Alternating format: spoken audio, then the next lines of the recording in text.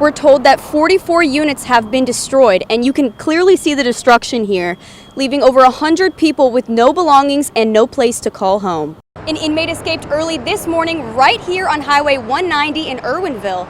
He was being transported by this van right behind me when he somehow escaped and ran off into the woods. Police have been here all day looking for him, but are having no luck. This building behind me on Florida Street is set to become Baton Rouge's newest immigration office. There's only 3 in the state right now: New Orleans, Oakdale, and Gina.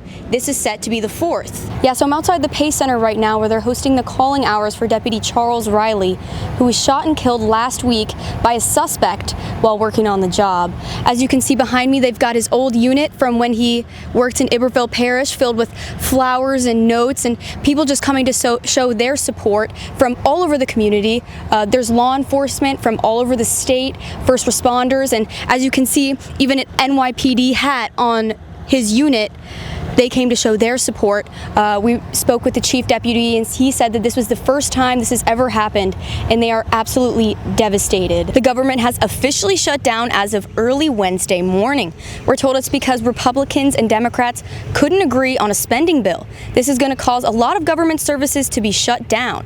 The last time we had a shutdown was back in 2018 for just over 30 days.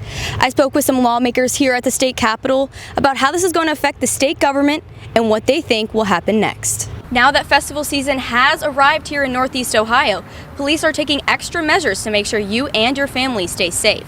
The chief of Gates Mills Police Department says on busy nights, which are Fridays and Saturdays, they'll have around 10 police officers on staff. Tonight, the mayor of Brook Park is hosting a special planning commission meeting to present their new rezoning application, which outlines what they do and do not want to see around the potential new Brown Stadium. Truancy has been an ongoing problem here in Baton Rouge, but EBR School District is trying to change that.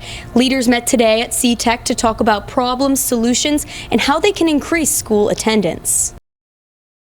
You're doing good. A mother gave birth on the side of the highway in Pepper Pike on Tuesday morning.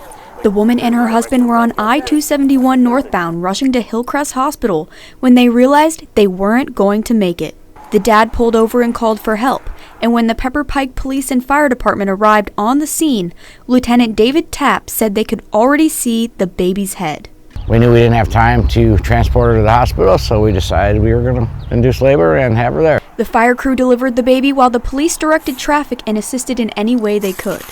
Lieutenant Tapp says he can check delivering a baby off of his list, as this is the first time he's ever had to do this in his 30-plus years on the job. We clamped the cord and we cut the cord. We got the baby, we stimulated the baby a little bit. He was breathing, but we couldn't really get him to cry or move around a little bit, so at that decision we decided to take the baby right straight to the hospital. We left mom there with Beechwood Squad to be transported afterwards.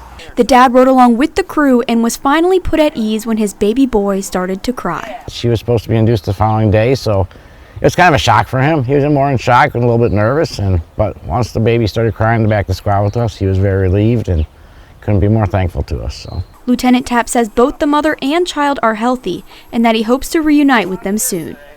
For now, in Pepper Pike, I'm Erin Delahunty, 19 News.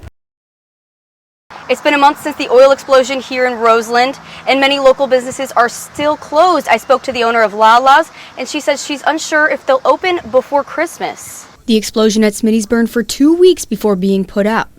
As a result, locals like Leisha, the owner of Lala's gift and thrift store, are still feeling the lingering effects.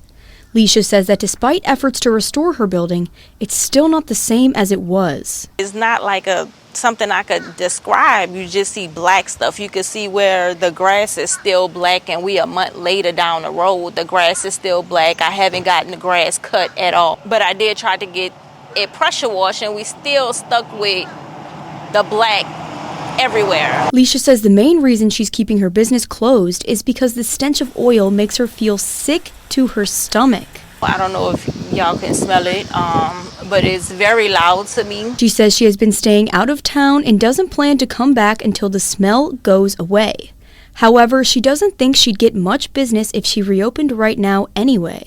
I'm used to seeing hundreds of cars pass down this highway.